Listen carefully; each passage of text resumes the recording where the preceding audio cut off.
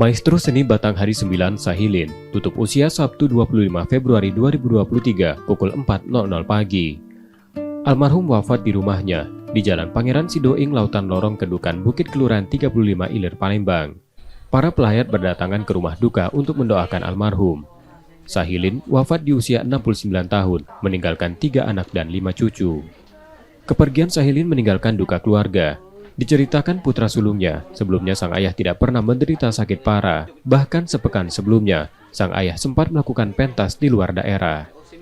Pada Sabtu petang, almarhum bahkan dijadwalkan mengisi acara di Desa Sungai Batang, Ogan Komering Ilir. Namun takdir berkehendak lain. Kalau aku belajar dari almarhum, mungkin aku ngetik cara dia dengan wong baik, konsisten, biar mulutnya medes. Nah itu baik. Bangga lah. Satu bangga, saking bangganya aku juga udah baca menurut dia. Begitu dengar menurut dia itu saru, tidak sembarang ngomong di sini. Sahilin lahir pada tahun 1954 di Dusun Benawe, Kecamatan Tanjung Lubuk, Kabupaten Ogan Komering Ilir. Sejak lama ia dikenal sebagai pelantun musik Batanghari 9 khas Sumatera Selatan. Batanghari 9 merupakan genre musik dengan petikan gitar tunggal yang berkembang di Sumatera Selatan. Musik Batanghari 9 memiliki nuansa romantis dan melankolis, biasanya diiringi lirik berupa pantun 4 baris berisi petuah atau jenaka. Sejumlah lagu yang dikenal seperti Bujang Buntu, Kaos Lampu, hingga Pengantin Baru.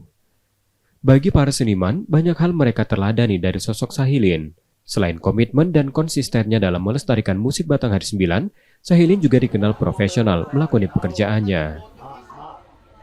Konsisten dia, konsisten dia umpamanya kayak gini. Dia ditangkap atau disater sama si A umpamanya dengan nominal 200.000.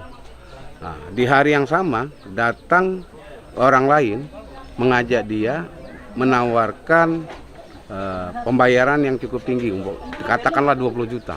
Itu ditolak, pasti akan ditolak sama Sahilin.